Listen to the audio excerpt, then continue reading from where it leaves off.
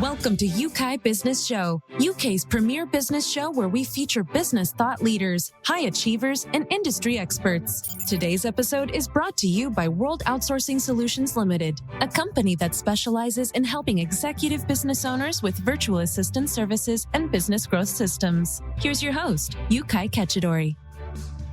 Hi, everybody, and welcome to the UK Business Show. My name is Dennis. I'm helping UK out today, and I'm really excited to be with you here. How are you all doing today?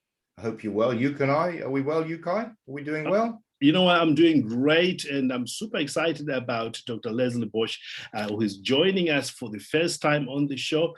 And, knowing what I know about successful people and people who are doing it right. And when I was looking at Leslie's website, I couldn't help it to think that we have a treat today for you. And Bill, if you haven't got your notebook, your journal, maybe this is the time to get it out because we're going to be covering some of the things that could help you or your team or even your personal relationships do life better. And we're talking about something which I believe everybody has to deal with on a daily basis. So super excited. Leslie, thank you so much for joining us here. Thank you so much for the opportunity. Brilliant. So, you and I were well, but as you say, we know plenty of people that have stress in their lives. So today, what are you going to share with us about stress? Well, mostly I just want people to know that stress is a thing and it can be managed, and you can optimize your management of stress. That's fantastic. Thank you so much. And as a little preview of what's going to come up later, Dr. Leslie will be sharing with us the 3 steps to conquer overwhelm so you can restore calm and clarity in your life, which is fantastic. Dr. Leslie Bosch is a developmental psychologist, national board certified health and wellness coach. She received her training as an integrative wellness coach from the famous Andrew Weil Center for Integrative Medicine. I hope I got that right. She helps busy professionals and entrepreneurs like you and me and Bill to minimize the effects of stress so that they can make a bigger impact without sacrificing their health, well-being, or personal relationships. So I don't think this could be more relevant or more important to all of us right now. And Yukai and I are really excited. So please share with us a little bit about your journey, how you got to where you are, and what you're doing right now. Well, thank you so much. Before really I became a coach, like many of us who are entrepreneurs or who are professionals, I was working long hours in a very demanding job. And unfortunately, I was also mismanaging my stress. In fact, at the time, I did not even know that stress management was a thing. I was eating lots of junk food. I wasn't exercising. I was sleeping poorly. I was tense all the time. So I tended to snap at my husband. And heavens knows, I wasn't making any time for having fun or recreating. I didn't realize it at the time, but I was unwittingly trading my well-being, my health, and my relationships for success in my career. Yeah. And it began to show, right? I began to have some health issues and some weight gain. And really, at that point, I was looking around for some solutions. And fortunately, I found this wellness class offered through the Andrew Weil Center for Integrative Medicine. And there I learned about an integrative approach to health.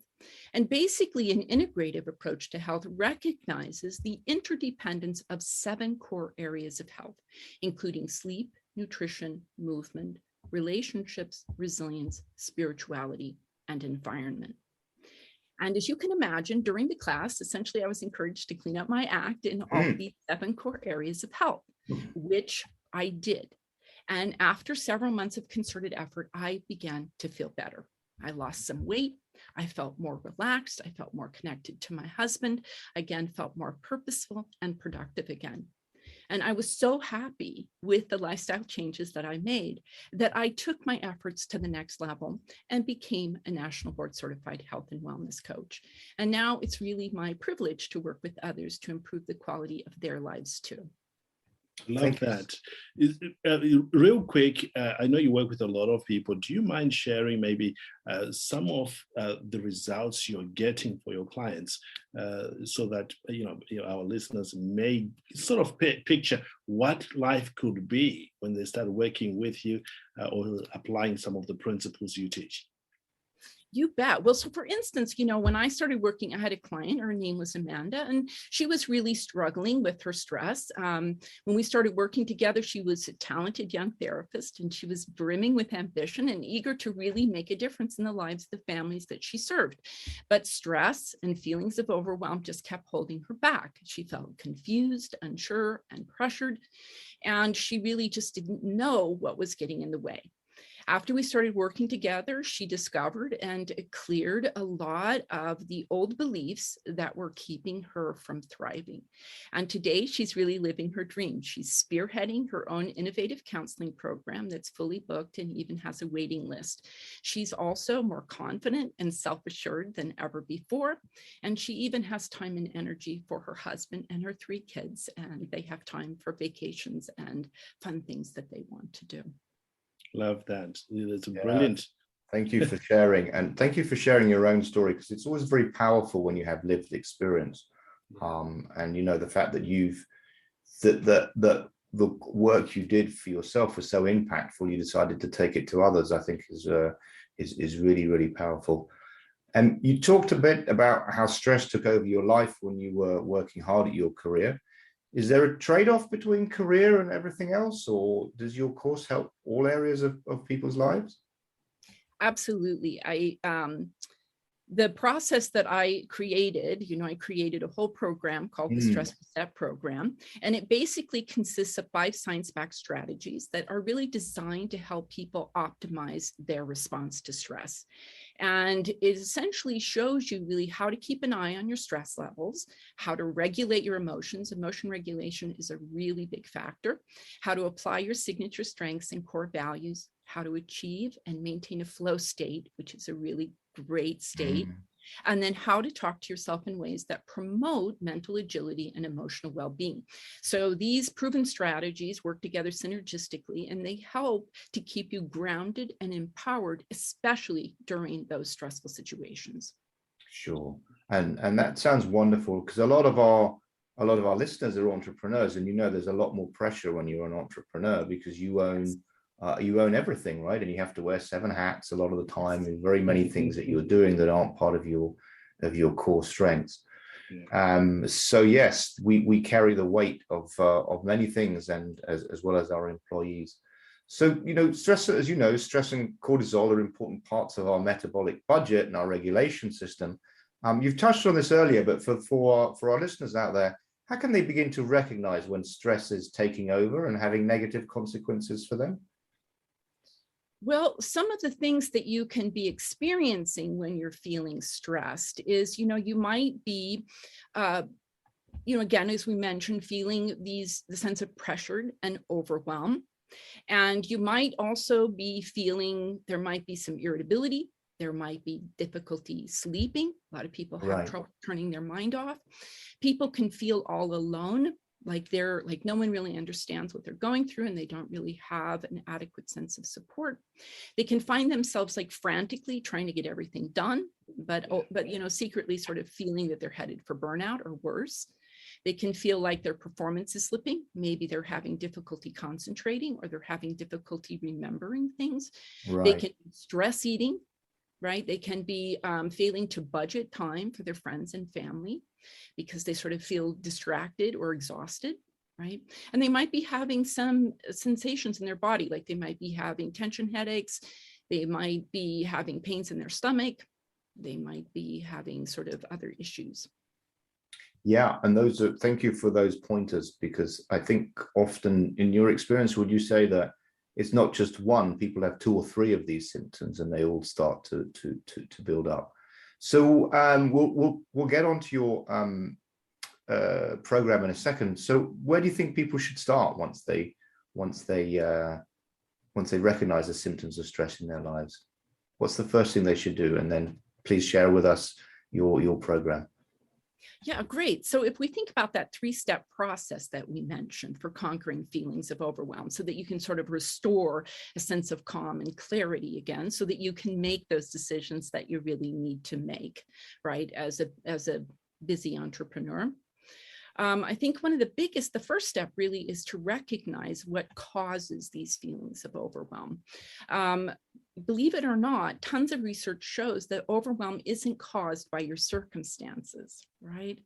A lot of people think that it's the work pressures, the parenting demands, the church obligations, the household duties, the social calendars, like all of this piling on really causes these feelings of overwhelm.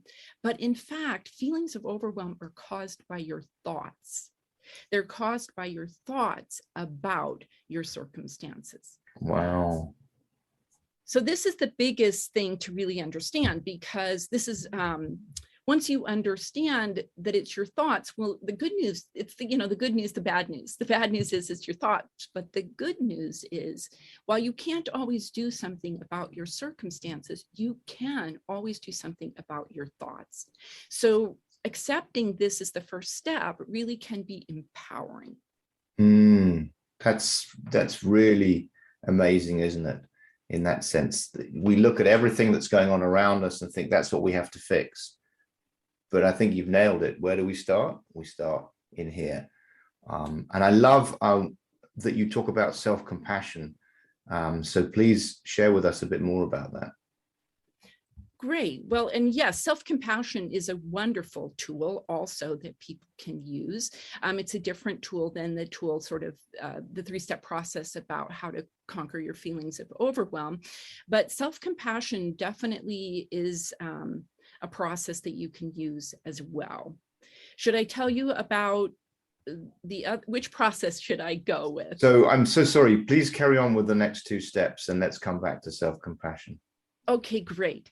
So the second step in the 3-step process for conquering feelings of overwhelm really is to recognize that there are some particular thoughts that are always troublesome.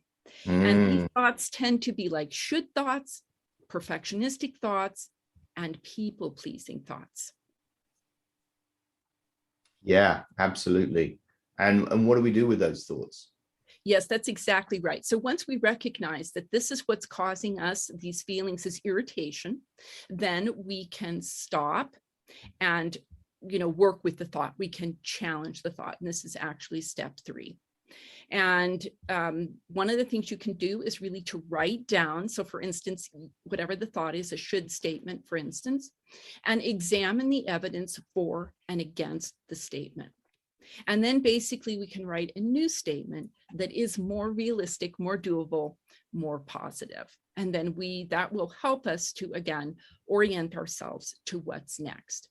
So a good example would be, that you should, for instance, be able to do everything that's on your to-do list, right? I should be able to do everything that's on my to-do list. And then this can create great feelings of overwhelm because there's so much to do, right? Right. So if we can recognize that this is a should thought, then we can begin to say, we can challenge that. And we can say, well, I don't, that's like not helping me. So let's think about, I can prioritize 3 really critical things that I want to get done, say, in the next few hours. And then I can begin to prioritize my work. And then I can begin to say, okay, let me begin with priority number 1. What do I need to do? Does that make sense? It does indeed. And it reminds me of processes where you take stuff out of your head and you put it down, and it allows you to have a more conscious engagement with it. There's part of it is externalizing it, part of it is writing down. They're both really powerful strategies for just getting it out of your head, so it's not running around in circles and putting you in some kind of the stress vortex. Yes, exactly. And the most important thing, which is really, unfortunately, the hardest part of the process, which is to catch yourself thinking it, because typically it's so automatic. It's like in the background. Sure. You don't even know really that the thought is there that's pestering, right? Right. Other thoughts can be, I should be able to do it perfectly. Here Yeah. again, getting that can be a real stop. I know for me in my business, I have struggled to think I can't move forward because I don't have a perfect understanding of how this is going to play out, or I don't have a perfect product, or I don't have a perfect website. Right. So a lot of these things, perfection can really slow us down and can create a lot of procrastination and can really create challenges. So again, to get that thought out and to recognize, I'm wanting to do it perfectly. I need to get something, my first iteration, and then I can begin to improve it. That's right. And what do the people say? Perfection is the enemy of progress, something like that. Yeah. Yes. So to make it so, you would change the thought, not I should be able to do it perfectly, but I want to, or I can make progress. Yes, I love that. One of the things that I do personally when I'm looking at a project, which I currently have quite a lot going, is to get started, and then correct the course as I go based on the feedback that I'm getting, rather than to wait until everything is in place, everything is in order. Because if I do that, when I do that, I find that the whole process takes even longer. And by the time I finish it, the opportunity is gone, because a lot of opportunities comes really fast, and you have to act based on the limited knowledge you know about that and respond accordingly. So if you're listening and you want to know what to do, what Dr. Leslie Bosch is talking about here absolutely works. Just get started, fire ready.